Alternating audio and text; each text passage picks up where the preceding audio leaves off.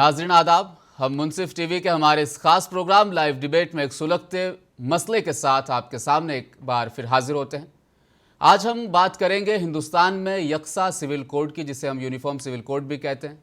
तो दोस्तों, हिंदुस्तान दुनिया का एक ऐसा वाहिद मुल्क है, कसरत में वहदत इसकी पहचान है। यहाँ कहीं बोलियाँ बोली जाती है, कहीं रस्में अंजाम दी जाती है। हर इलाके की अपनी अलग पहचान भी है और अपनी एक अलग सकाफत है। सबका खान पान जुदा होने के बावजूद नाजरीन सब इस मुल्क के शहरी यानी हिंदुस्तानी हैं। मुल्क आज़ाद होने के बाद दस्तूर साजों ने यहाँ इनफरादी तौर पर एक शहरी को यूनिट तस्लीम किया। तमाम शहरियों के मजहबी और सकाफती तहजीब के तहफ़्फ़ुज़ की मुकम्मल ज़मानत हमें कानून साजों ने दी है। फौजदारी मामलों में यकसा कानून लागू है, लेकिन वही हमारे दस्तूर साजों ने दीवानी यानी सिविल मामलों में हर तबके और फ़र्द को आज़ादी दी है कि वह अपने अकायद और सकाफ़त और रिवायत के मुताबिक सिविल अमूर को अंजाम दे सके। क्योंकि हमारे मुल्क की आइन के आर्टिकल 25 से 28 हिंदुस्तानी शहरियों को मजहबी आज़ादी की ज़मानत देते हैं और मजहबी गिरोहों को अपने मामलात या फिर उमूर को बरकरार रखने की इजाज़त भी देते हैं। जबकि आर्टिकल 44 की अगर हम बात करें तो कौमी पॉलिसियों के ज़िम्मन में हिंदुस्तानी शहरियों के लिए हिदायती उसूलों और मुश्तरका कानून के इतलाक़ की गुंजाइश फराहम करता है। यही वजह है कि वक्फा से मुल्क में एक साथ सिविल कोड की मांग उठ जाती है। अगर हम हालिया दिनों की बात करें तो चंद सियासतदानों ने अपनी सियासत में यकसा सिविल कोड को नाफिज करने की मांग की है। उधर दूसरी जानिब सुप्रीम कोर्ट की अगर हम बात करें तो सुप्रीम कोर्ट में भी गुज़श्ता दिनों मरकज़ ने एक हलफनामा दाखिल करते हुए कहा कि अदालत यूनिफॉर्म सिविल कोड के लिए पार्लियामेंट को हिदायत नहीं दे सकती, क्योंकि जो कानून साजी है वो पार्लियामेंट का अपना हक है। साथ ही साथ मरकज़ ने अपने हलफनामे में ये वाज़े किया कि यूनिफॉर्म सिविल कोड के लिए तमाम फरीक़ैन को एतमाद में लेना ज़रूरी है। नाज़रीन, इस मुल्क की यह बदकिस्मती है। ज़रूर मैं बदकिस्मती कहूँगा, क्योंकि यहाँ के लीडरों ने अपने आप को इक़्तिदार का हामी बनाने के लिए, इक़्तिदार का मज़ा लेने के लिए, अपने मकसद के लिए, बल्कि मैं कहूँगा यहाँ के बाशिंदों को नफ़रत की आग की नज़र वो करते हैं।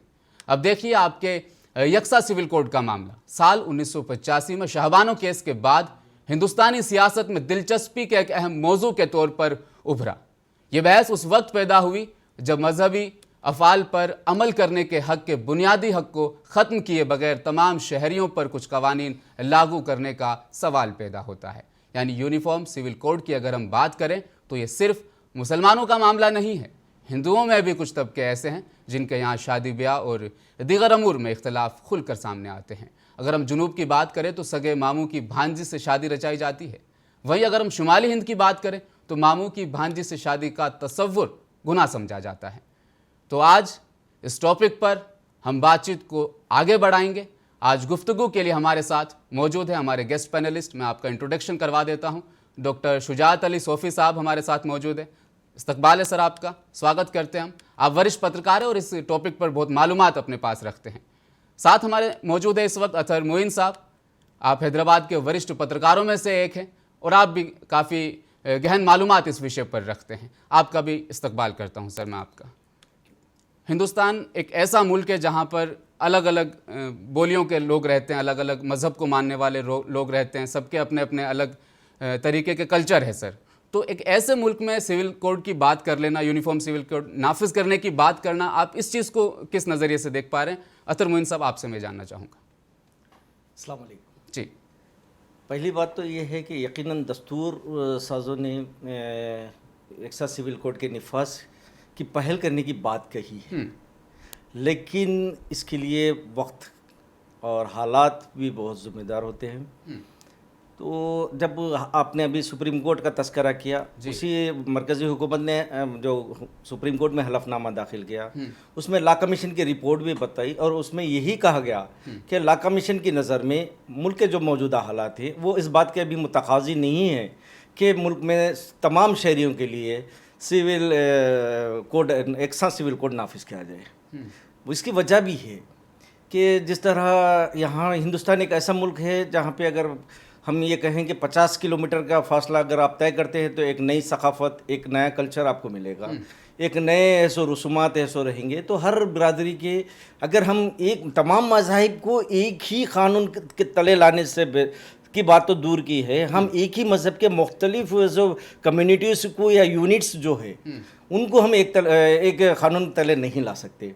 अगर हम देखें तो एक बात है, और जहाँ तक हिंदू क़ानून की बात आती है तो इसमें इन्हें बहुत से हमारे जो क़वानीन मुल्क में नाफिज है उसमें सिख को, जैन को, बुद्धिस्ट को, तमाम को हिंदू तस्लीम किया गया है, जबकि इनकी अपनी पर्सनल लॉज अलग हैं, इनकी अपनी जो ट्रेडिशंस अलग है। तो हम किस तरह सबको एक तरफ ला सकते हैं? तो सवाल यही पैदा होता है कि अगर हम एक मज़हब की कोई बात को ले के रखते हैं तो वो दूसरे मज़हब के उसूलों से टकराएगी।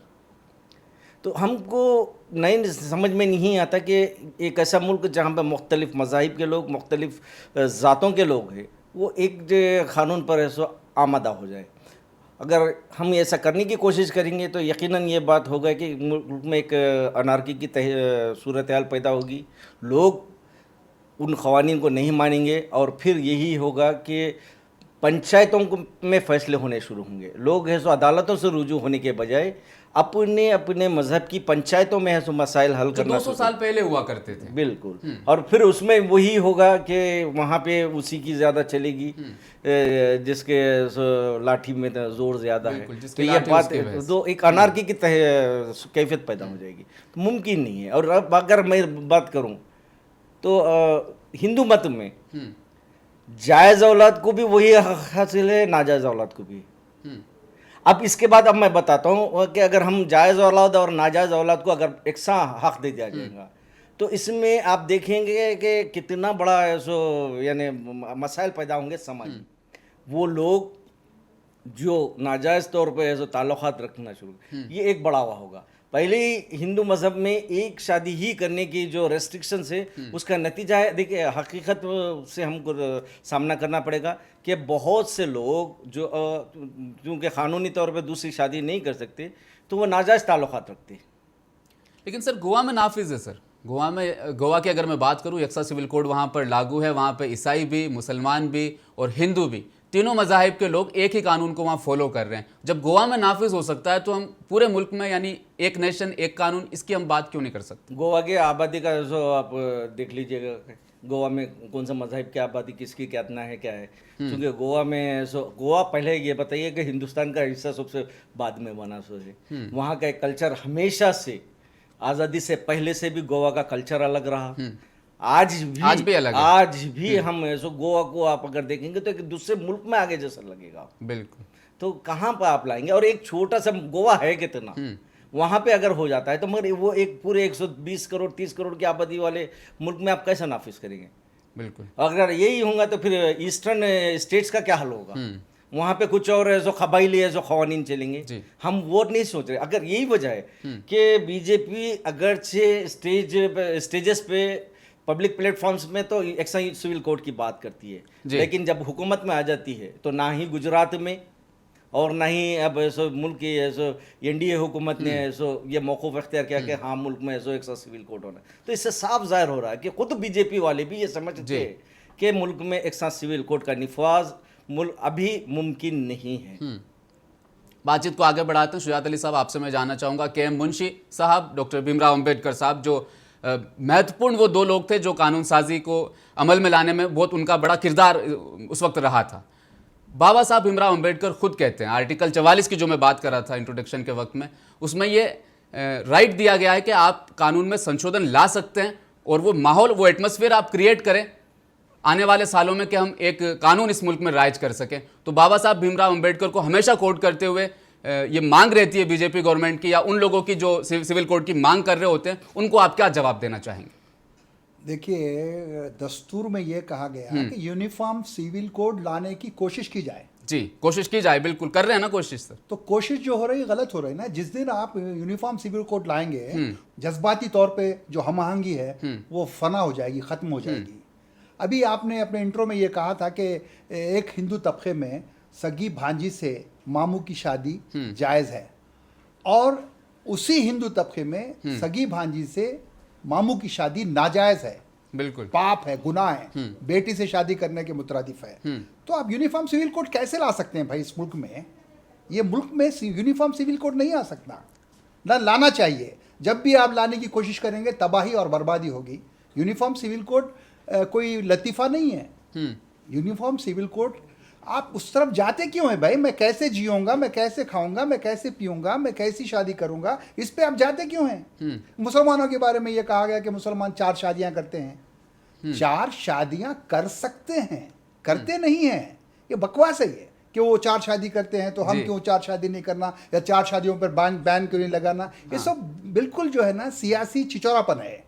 हिंदुस्तान को हिंदुस्तान ही रहने देने में हिंदुस्तान की भलाई है। हिंदुस्तान में अगर आप यूनिफॉर्म सिविल कोड की बात करेंगे, आप जो है हिजाब पर तबसरा करना शुरू कर देंगे, आप हलाल गोश्त पर तबसरा करना शुरू कर देंगे। हलाल गोश्त के बारे में लोगों को मालूम ही नहीं है।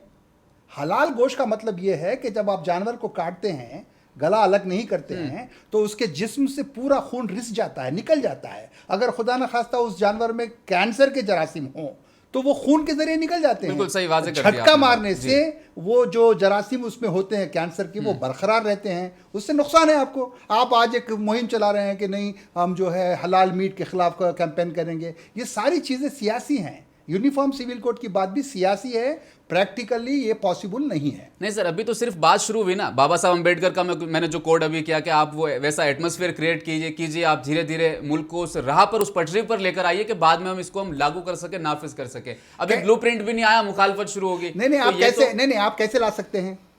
मैं धोती पहनता हूँ, आप सूट पहन रहे हैं, मैं पैजामा पहनता हूँ, कोई और शेरवानी पहनता है, कोई सूट पहनता है, आप कैसे इंपोज करेंगे भाई यूनिफॉर्म सिविल कोड? ये सिविल का मतलब ही क्या है?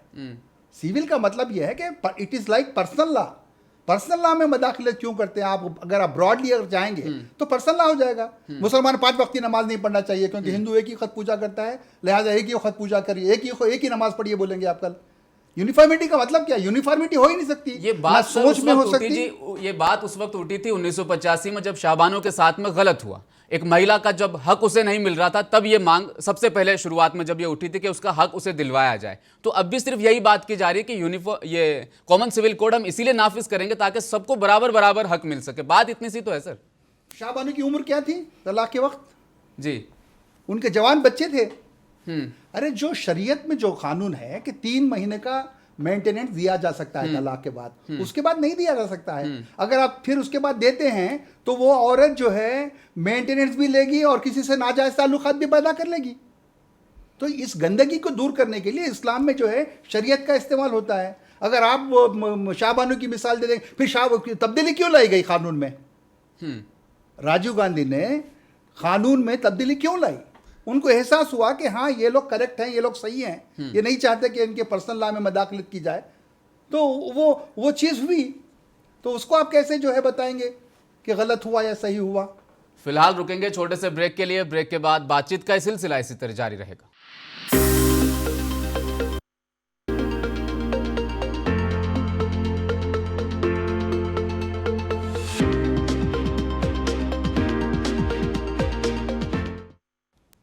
ब्रेक के बाद फिर से स्वागत है। इसी बीच हमारे साथ जुड़ चुके हैं अबरार आज़ाद साहब, बीएसपी के आप स्टेट कन्वीनर है। बहुत तहे दिल से आपका इस्तकबाल करते हैं सर हम इस प्रोग्राम में आपका। मैं आपसे जानना चाहता हूं कि सर हिंदुस्तान की अगर हम बात करें तो 6748 वर्ग इस देश में निवास करते हैं। उसके अलावा 4635 ट्राइबल जिनको हम आदिवासी में शामिल करते हैं। इतनी विविधताओं का हमारा देश है, कॉमन सिविल कोड की बात करना क्या मूर्खतापूर्ण नहीं है? देखिए, इस मुल्क में यकसा सिविल कोड की बात करते हुए रास तौर पे मुसलमानों पे हमला करना एक मकसूद है हुकूमत का।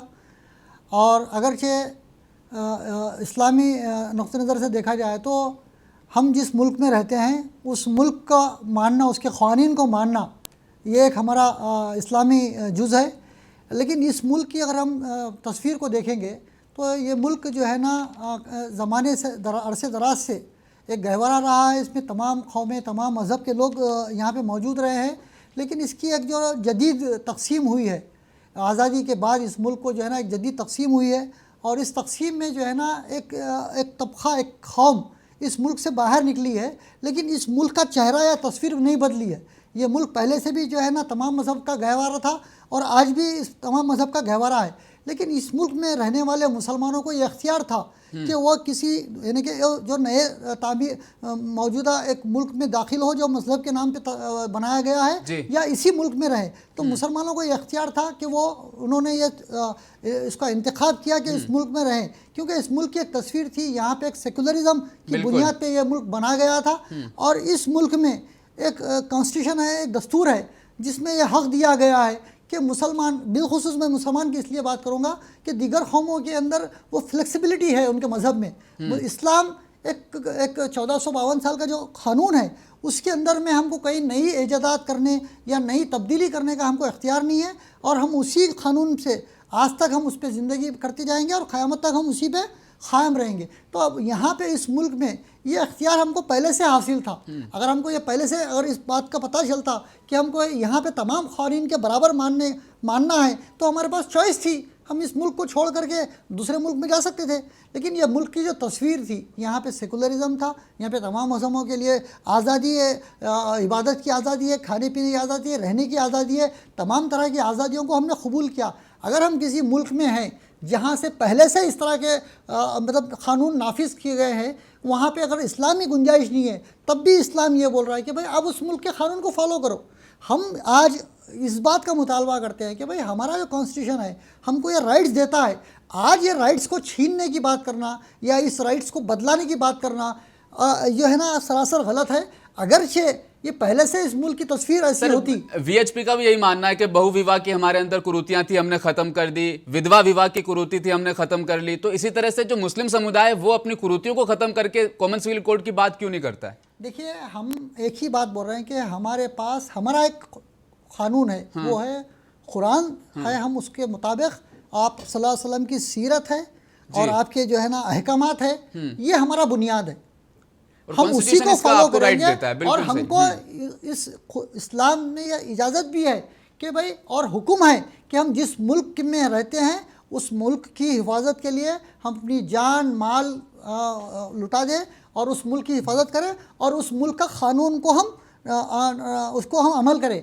हम उसी मुल्क के क़ानून की रूह से ये बात कर रहे हैं कि भाई इस मुल्क में हमको बुनियादी तौर पे ये मौका दिया गया है, ये हक़ दिया गया है कि हम जो है ना अपने मज़हब पे क़ायम रहते हुए, अपने मज़हब पे अमल करते हुए, अपने अख्तियारात के साथ हम रहे।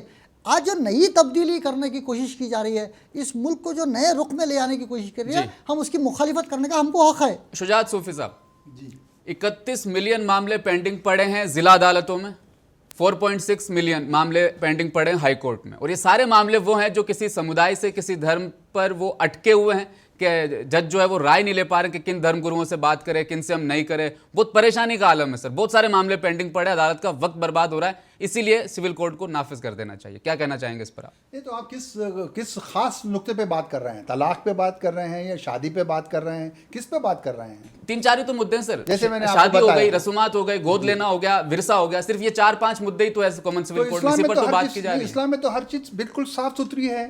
कोर्ट में जो है इस्लामिक लॉ मौजूद है, किताबें मौजूद हैं, जज जो फैसला करता है मुस्लिम पर्सनल लॉ को बेस बनाकर करता है, तो इसमें शक शुबा क्या है? पेंडेंसी जो है वो इसलिए है कि सरकार निकम्मी है, सरकार के पास प्रायोरिटीज में जो है फर्क है।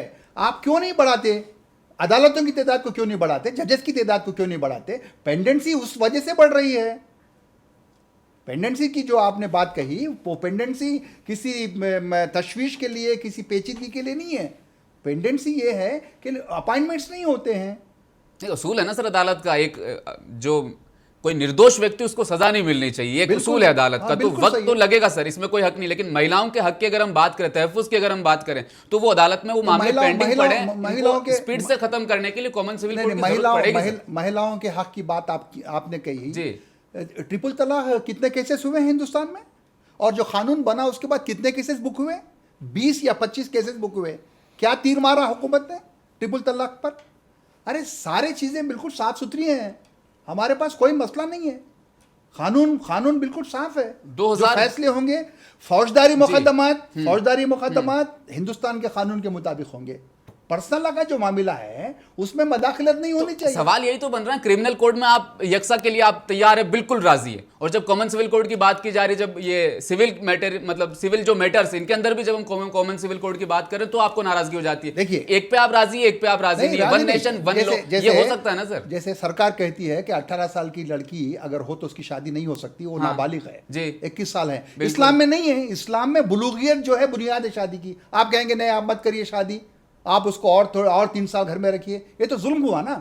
इस्लाम में बालिग अगर लड़की हो जाए तो वो शादी के काबिल हो जाती है। तो आप क्यों इम्पोज कर रहे हैं गलत सलत चीज़ें? गलत है ना। देखिए, सवाल जो है ये नहीं है कि मैं खिलाफ बोलूं या फेवर में बोलूं, मैं जो नेचुरल बात है वो आपसे कर रहा हूं। मुस्लिम पर्सनल लॉ चेंज नहीं हो सकता, मुस्लिम पर्सनल लॉ में कोई मदाखलत बर्दाश्त नहीं हो सकती। मुस्लिम पर्सनल लॉ तो दूर की बात है, हिंदुओं के लिए भी एक सा कानून लाना 2000 साल भी अगर लग जाएंगे तो नहीं हो सकेगा। कई ट्राइबल्स ऐसे हैं जिनकी 100 बीवियां होती हैं। आप अगर वहां जाकर कहें कि तुम्हारी एक ही बीवी हो तो मुझे डर है कि बर्छे और तीर ना निकल पड़े वहां से। जो लोग जाएंगे रोकने के लिए उनके सीने पे तीर लग जाएंगे। उतने जो है स्ट्रांग उनके फीलिंग्स है, उनकी सोच है, उनके रस्म है। ठीक है, आप तलाक की बात कर रहे थे सर, मैं तलाक के ऊपर आता हूं। तलाक जो है वो सिविल मामला था, इसको क्रिमिनलाइज तरीके से अदालत ने देखा, उस पर फिर आप क्या अपनी राय रखेंगे? देखिए, इस्लाम में बिल्कुल साफ साफ तौर पर कहा गया है कि तलाक की 3 बुनियादें हो सकती हैं। हाँ, एक नाफरमानी, दूसरा बांझपन, तीसरा बदकिरदारी। ये 3 चीज़ों की बुनियाद पर तलाक हो सकती है। अगर तीनों चीज़ें नहीं हैं और तलाक हो रही है तो इस्लाम ने उसकी जिम्मेदारी ली है। मुस्लिम पर्सनल लॉ बोर्ड भी उसके लिए काम कर रहा है और बहुत सारी तंजीमें काम कर रही हैं तलाक को रोकने के। नहीं तो अब आप मानेंगे क्या? तलाक को किस दायरे में अब आप देख रहे हैं? सिविल में देख रहे हैं या क्रिमिनल में देख रहे हैं? क्योंकि क्रिमिनल कोड तो सेम है। ये सिविल मामला है, क्रिमिनल नहीं है। जैसे आप ट्रिपल तलाक में जो कानून लिया है, अगर शौहर जो है तो ट्रिपल तलाक देता है एक ही स्ट्रोक में, तो उसको आप गिरफ्तार करके जेल में डाल रहे हैं। तो जेल में डालने का मतलब ये हुआ कि तलाक जो है यकीनी तौर पे हो जाएगी। आप कह रहे हैं सिविल मामला है, अदालत ने और हुकूमत ने इसको क्रिमिनल पिनल कोड में ले लिया है, तो ये तो राय इख्तलाफ होगी सर फिर आपकी हुकूमत। वही तो कह रहे हैं ना, इसलिए कह रहे हैं कि आप क्यों ले आए गैर जरूरी यूनिफॉर्म सिविल कोड। उस पर भी नाराजगी है आपको? नहीं, यकीनन नाराजगी रहेगी ना कि गलत काम किया आपने तलाक। अश्विनी उपाध्याय अब भी पीछे पड़े हुए सर, वो रोज बस्ता लेकर पहुंच जाते हैं हाईकोर्ट। उनका खाली एक ही है, तलाक बत्ता, तलाक हसन, ये इतनी सारी चीजें नहीं होनी चाहिए, एक ही चीज होनी चाहिए। बार बार वो इसी चीज को तो लेकर पहुंच रहे, रट लगा रहे अपनी। देखिए, आप कुछ भी कर लीजिए, मुसलमान बल्कि वो औरतें जिनको ट्रिपल तलाक दी गई है वो खुद भी मुखालिफ हैं। वो खुद भी नहीं चाहते कि इस तरह का कानून आए, क्योंकि जो मिलाप की जो गुंजाइश होती है इस्लाम वो खत्म हो रही को है। किस नजरिए से देखता है? आप एक बार खुलकर जरा आप बता दीजिए किस तरीके से इस्लाम में तलाक का जो नजरिया है ना, वो बेसिस क्या है? इस्लाम में तलाक के बारे में हुजूर ने फरमाया कि कहीं तलाक की बात होती है तो अल्लाह ताला का अर्श हिल जाता है जी। हुजूर ने यह भी कहा कि तलाक देना तो दूर की बात है, तलाक का तसव्वुर भी करोगे तो तलाक हो जाएगी। तो एजुकेट करने की ज़रूरत है, कानून की ज़रूरत नहीं है। अब आप किसी आदमी को जो है 3 ट्रिपल तलाक की बुनियाद पे गिरफ्तार कर लेते हैं, कैद कर देते हैं, तो क्या वो अपनी बीवी को फिर से करीब करेगा? नहीं करेगा। तो आप क्या कर रहे हैं? आप जो है एक जो है गलती को बिल्कुल मुकम्मल जो है क्राइम में तब्दील कर रहे हैं। सिविल कोड को क्रिमिनल प्रोसीजर में क्यों ले आए आप? आपकी नीयत साफ नहीं है, आप तमाशा कर रहे हैं। इसका जवाब हुकूमत हमें ये दे देती है कि 2012 से पहले जो सिख समुदाय जो था, उनकी शादी, उनके तलाक का जो नजरिया था वो हिंदू बिल कोड के जरिए से हम देखा करते थे, हिंदू मैरिज एक्ट के जरिए से हम देखा करते थे। लेकिन 2012 के बाद सिख समुदाय आया हमारे पास और उन्होंने हमें मजबूर किया कि आप हमारे लिए एक अलग से एक्ट बना दिए। इसी तरह से अगर पारसी भी आ जाएंगे, बौद्ध भी आ जाएंगे, जो ट्राइबल जनजातियां जिनकी मैंने बात की 4000 से जायद है, वो सब लोग आ जाएंगे, तो कोर्ट इसी में व्यस्त हो जाएगा सर, इसी में बिजी हो जाएगा। तो कॉमन सिविल कोड की जरूरत तो पड़ेगी फिर। अरे साहब, कोर्ट की ज़रूरत ही नहीं है, लोग अपने अपने लेवल पे इसको डील करेंगे। कोर्ट में क्यों आएंगे लोग? सिविल मैटर्स में क्यों आएंगे कोर्ट को? सिखों ने लिया ना सर अपना हक, सब मांगने आ गए फिर। हाँ, सबका हक पहले से ही मौजूद है, लेने की ज़रूरत नहीं है। सिखों ने कहा कि हम हिंदू नहीं है, आप हिंदू लॉ कैसे इम्पोज करेंगे? बुद्धिस्टों ने कहा कि हम हिंदू नहीं है, उन पे हिंदू लॉ कैसे आप इम्पोज करेंगे? बिल्कुल सही। अब तो ट्राइबल्स भी कह रहे हैं कि हम हिंदू नहीं है, क्योंकि आपकी गलत पॉलिसी की वजह से वो कह रहे हैं कि हम हिंदू नहीं है। शेड्यूल कास्ट कह रहे हैं कि हम हिंदू नहीं है। बैकवर्ड क्लासेस कह रहे हैं कि हम हिंदू नहीं है, तो आप एक पेंडोरा बॉक्स खोल रहे हैं हिंदुस्तान में। एक अच्छे मुल्क को, अमन वाले मुल्क को आप तबाह कर रहे हैं। कभी पर्सनल लॉ के मामले में, कभी हिजाब के मामले में, कभी हलाल गोश्त के मामले में। अभी जो बुद्धिस्ट लोग जो 22 प्रतिज्ञा लेते हैं उस पर भी हंगामा चल रहा है। तो आप जिनको जिस तरह जीना है जीने दीजिए। हिंदुस्तान की वही तो खूबी है। बार बार कहते हैं कि एक गुलदस्ता है, एक बाग है, उस बाग में कांटे चिबो रहे हैं, तो ये कोई अच्छी बात नहीं है। अदर मोइन साहब, आपसे मेरा अगला सवाल, शाहबानो केस से मामला उरूज पर आया, कॉमन सिविल कोड की बात करने के लिए हुकूमत खड़ी हो गई। उन लोगों ने जिन्होंने लाल किले से बिल्किस बानो के दोषियों को रिहाई के लिए, उस दिन का मैं पूरा वाकया बता देता हूँ। लाल किले पर प्रधानमंत्री खड़े होकर महिला सुरक्षा की बात करते हैं, उसी दिन शाम को 11 दोषियों को रिहाई मिल जाती है। एक तरफ महिला अधिकार की बात करते हुए वो कॉमन सिविल कोड नाफिज करने की बात करते हैं, दूसरी तरफ बिल्किस बानो को अलग नजरिए से देखते हैं। तो क्या कॉमन सिविल कोड सिर्फ वोट बैंक की राजनीति है? यकीनन।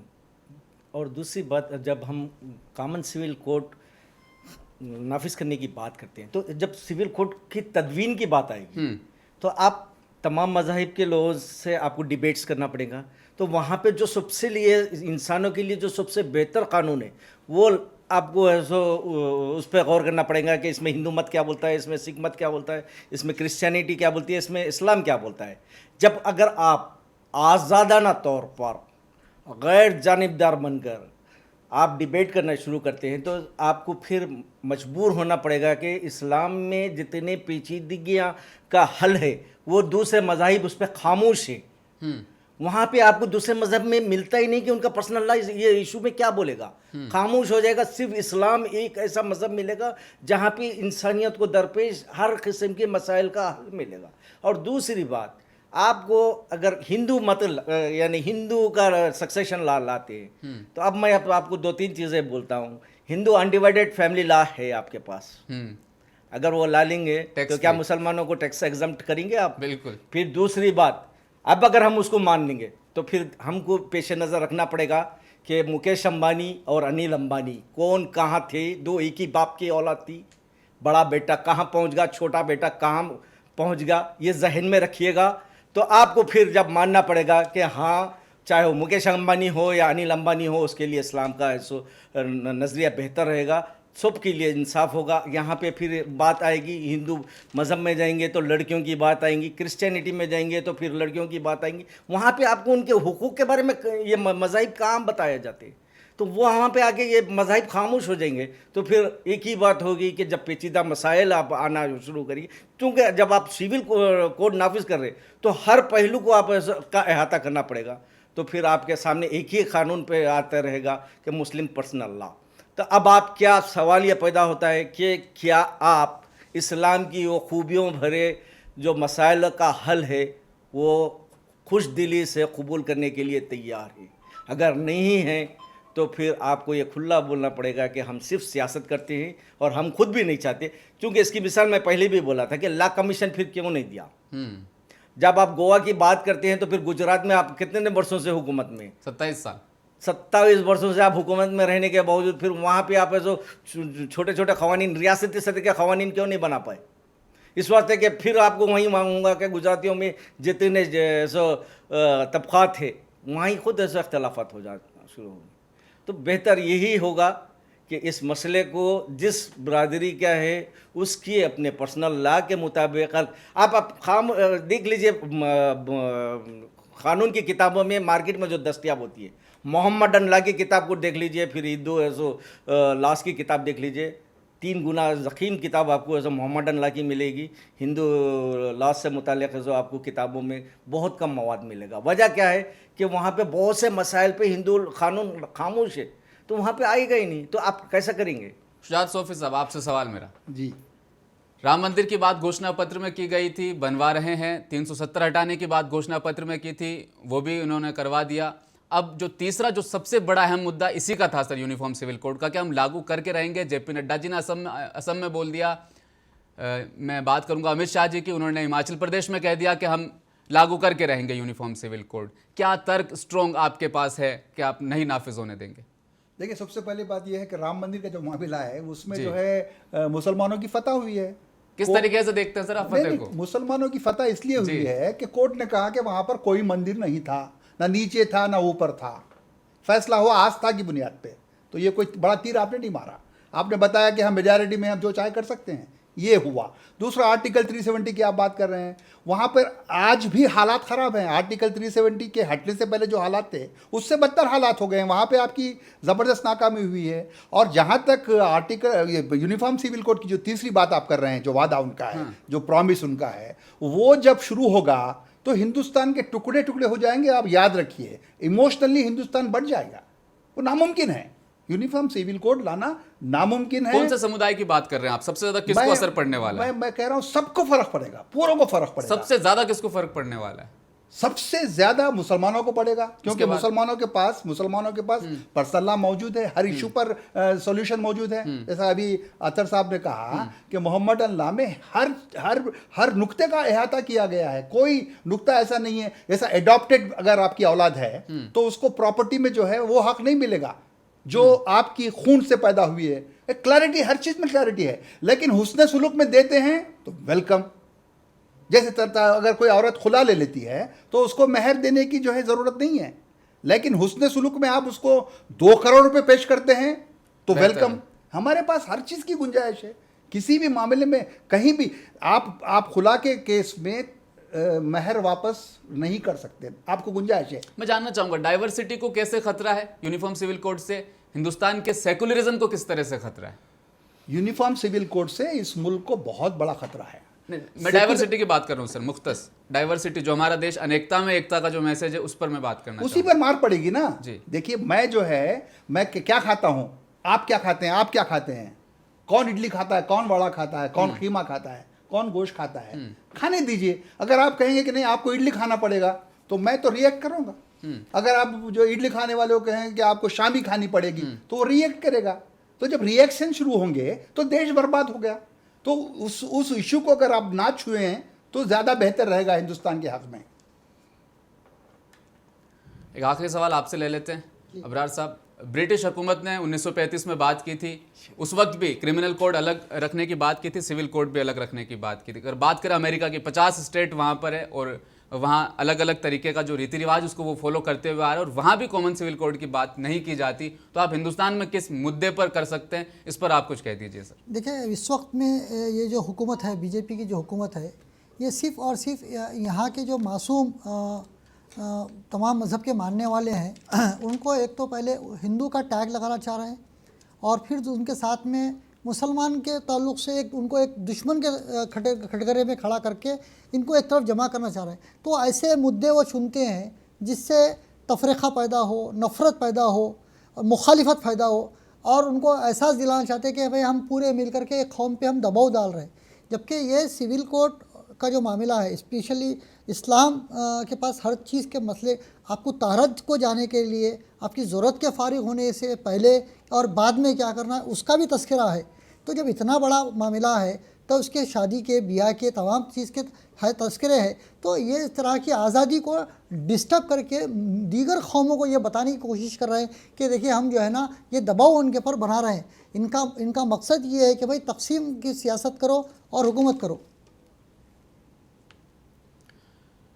नाजरीन, बेहतर तरीके से मैं आपको इस चीज़ को समझाने की कोशिश करता हूँ। हिंदुस्तान जो एक ऐसा मुल्क है जिसकी बुनियाद सेकुलरिज्म पर है, इस देश में हर मज़हब के मानने वाले लोग रहते हैं।